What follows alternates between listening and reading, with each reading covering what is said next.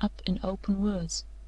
Hale was reluctant, if only because she was still such a child, and if he took her hand or put his own on her wonderful head, or his arm around her as they stood in the garden under the stars, he did it as to a child, though the leap in her eyes and the quickening of his own heart told him the lie that he was acting rightly to her and to himself.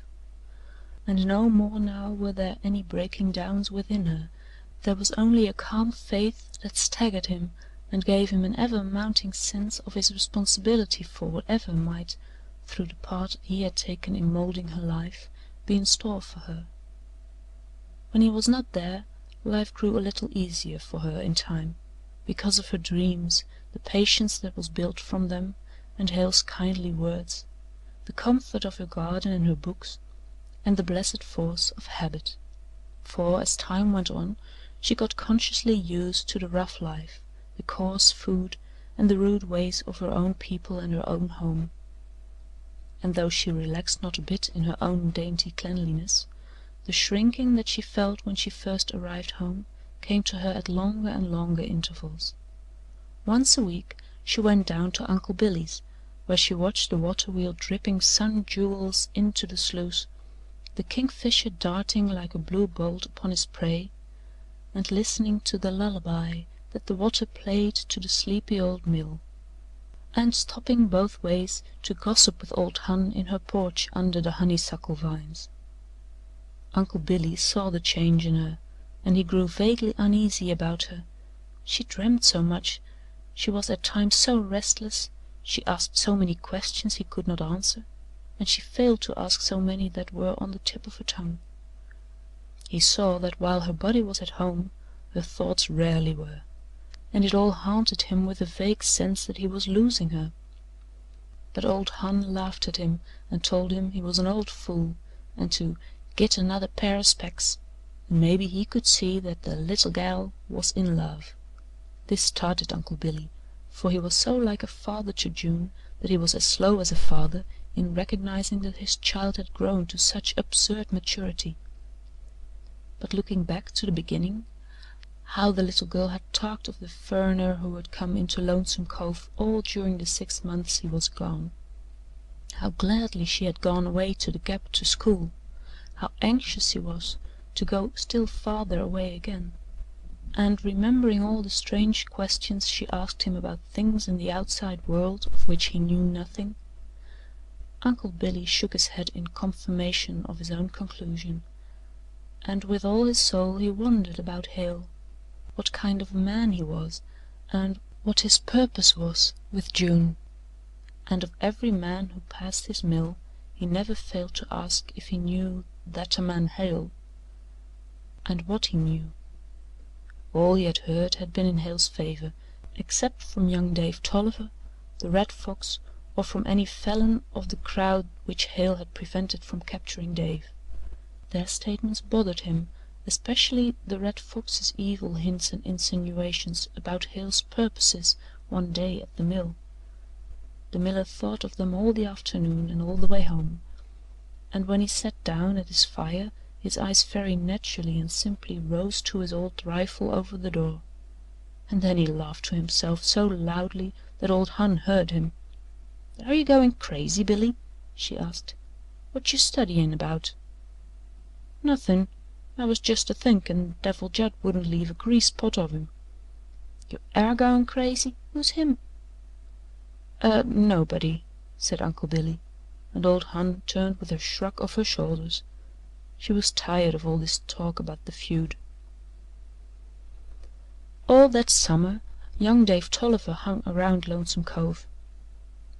He would sit for hours in Devil Judd's cabin, rarely saying anything to June or to anybody, though the girl felt that she hardly made a move that he did not see, and while he disappeared when Hale came, after a surly grunt of acknowledgment to Hale's cheerful greeting, his perpetual espionage began to anger June. Never, however, did he put himself into words until Hale's last visit, when the summer had waned and it was nearly time for June to go away again to school. As usual, Dave had left the house when Hale came, and an hour after Hale was gone She went to the little ravine with the book in her hand, and there the boy was sitting on her log, his elbows dug into his legs midway between thigh and knee, his chin in his hands, his slouched hat over his black eyes, every line of him picturing angry, sullen dejection. She would have slipped away, but he heard her and lifted his head and stared at her without speaking. Then he slowly got off the log and sat down on a moss-covered stone. "'Scuse me," he said, with elaborate sarcasm. "This being your schoolhouse over here, and me not being a scholar, I reckon I'm in your way." "How do you happen to know it's my schoolhouse?" asked June quietly. "I've seed you here." "Just as I s'posed. You an' him." "Just as I s'posed," she repeated, and a spot of red came into each cheek. "But we didn't see you." Young Dave laughed. "Well, everybody don't always see me when I'm seein' them." "No," she said unsteadily. "So you've been sneakin' around through the woods a spyin' on me, sneakin' an' spyin'," she repeated so searingly that Dave looked at the ground suddenly, picked up a pebble confusedly, and shot it in the water. "I had a mighty good reason," he said doggedly. "If he'd been up to some of his furrin tricks—" June stamped the ground. "Don't you think I can take keer o' myself?" "No, I don't. I never seed a gal that could, with one o' them furriners." "Huh!" she said scornfully. "You seem to set a mighty big store by the decency of your own kin." Dave was silent. "He ain't up to no tricks. An' what do you reckon Dad'd be doin' while you was protectin' me?" "Air you goin' away to school?" he asked suddenly. June hesitated. "Well, seein' as it's none o' your business, I am. Air you goin' to marry him?" "He ain't axed me." The boy's face turned red as a flame. "Ye air honest with me, an' now I'm goin' to be honest with you. You ain't never goin' to marry him." "Maybe you think I'm goin' to marry YOU?" A mist of rage swept before the lad's eyes so that he could hardly see, but he repeated steadily, "You ain't goin' to marry HIM." June looked at the boy long and steadily, but his black eyes never wavered. She knew what he meant. "An' he kept the Falins from killin' you," she said, quivering with indignation at the shame of him. But Dave went on unheeding. "You pore little fool, do ye reckon as how he's ever goin' to ax you to marry him? What's he sendin' you away fer? Because you ain't good enough fer him? Whar's your pride? You ain't good enough fer him," he repeated scathingly. June had grown calm now. "I know it," she said quietly, "but I'm going to try to be." Dave rose then in impotent fury and pointed one finger at her. His black eyes gleamed like a demon's and his voice was hoarse with resolution and rage, but it was Tolliver against Tolliver now, and June answered him with contemptuous fearlessness. "You ain't never goin' to marry him.